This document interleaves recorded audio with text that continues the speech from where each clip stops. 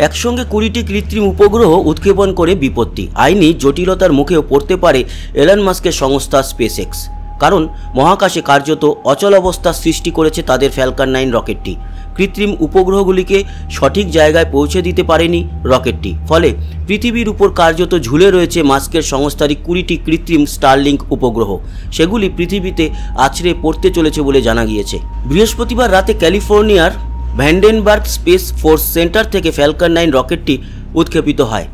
এই রকেট অনেকাংশে পুনর্ব্যবহারযোগ্য।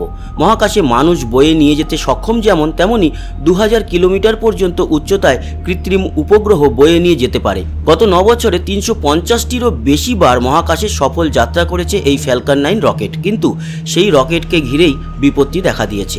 মোট 2টি ধাপে এই রকেট উৎক্ষেপণ করা হয়। প্রথম ধাপে 9টি Merlin engine, aluminium lithium alloy ট্যাঙ্কে থাকা তরল অক্সিজেন এবং কেরোসিন প্রোপেল্যান্টের সাহায্যে রকেট স্টার্ট দেওয়া হয়। মাটি ছাড়ার পর দ্বিতীয় ধাপে একটি মার্লিন ইঞ্জিনকে ব্যবহার করা হয়। প্রথম ধাপে যে প্রযুক্তি ব্যবহার করা হয় সেটি আবার পৃথিবীর বায়ুমণ্ডলে ফিরে আসে। বৃহস্পতিবার উৎক্ষেপণের আধ ঘন্টার মধ্যেই ফ্যালকন 9 রকেটটিতে সমস্যা দেখা দেয়। দ্বিতীয় ধাপে যখন মার্লিন ইঞ্জিনটি ব্যবহার করতে যায় স্পেসএক্স, সেই সময় তরল অক্সিজেন চুইয়ে পড়তে শুরু করে, ফলে দ্বিতীয় ধাপে ইঞ্জিনের পূর্ণ শক্তি ব্যবহার করা যায়নি, যা সঠিক কক্ষপথে রকেটটিকে নিয়ে যেতে পারেনি। তা সত্ত্বেও কৃত্রিম উপগ্রহগুলিকে মহাকাশে মুক্ত করে দেয় রকেটটি, কিন্তু বৃত্তাকারে কক্ষপথ পরিক্রমণ সম্পূর্ণ করতে পারেনি ফ্যালকন 9 রকেটটি।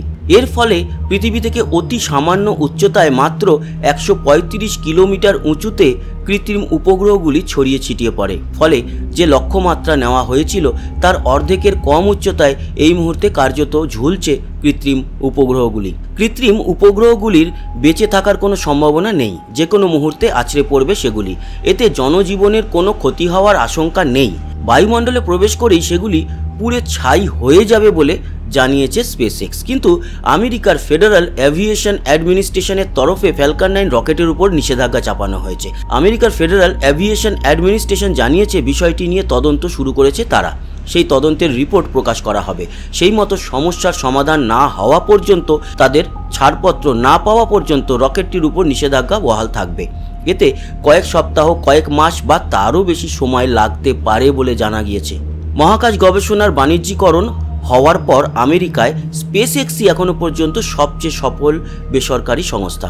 বৃহস্পতিবার রকেট উৎক্ষেপণের পর যে সমস্যা দেখা দিয়েছে তাতে বিপাকে পড়েছে তারা। সংস্থার তরফে জানানো হয়েছে এখনও পর্যন্ত 364টি ফ্যালকন 9 রকেট উৎক্ষেপণে সফল হয়েছে তারা। ফলে তাদের সংস্থার বিশ্বাসযোগ্যতা তৈরি হয়েছে। সরকারকে তদন্তের কাজে পূর্ণ সহযোগিতা করবে তারা। ভবিষ্যৎ অভিযানের কথা মাথায় রেখে সেই মতো পদক্ষেপও করবে।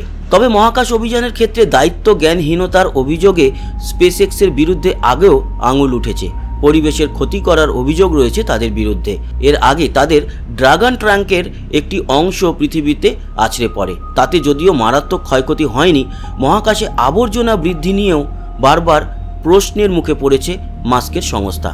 সেই নিয়ে নাসার সঙ্গে মহাকাশকে আবর্জনা মুক্ত করার কাজেও হাত দিয়েছে তারা, কিন্তু কবে সেই কাজ শুরু হবে, কবে শেষ হবে তা নিয়ে কোনো সময়সীমার উল্লেখ মেলেনি। সেই আবহেই ফের বিপাকে স্পেসএক্স। তো বন্ধুরা, এই ইনফরমেশন আশা করি আপনাদের ভালো লেগেছে। সঙ্গে থাকবেন, সাবস্ক্রাইব করে লাইক শেয়ার করবেন, কমেন্ট বক্সে আপনার গুরুত্বপূর্ণ মতামত জানাবেন। আসি আবার দেখা হবে। সবাই ভালো থাকবেন, সুস্থ থাকবেন, টাটা।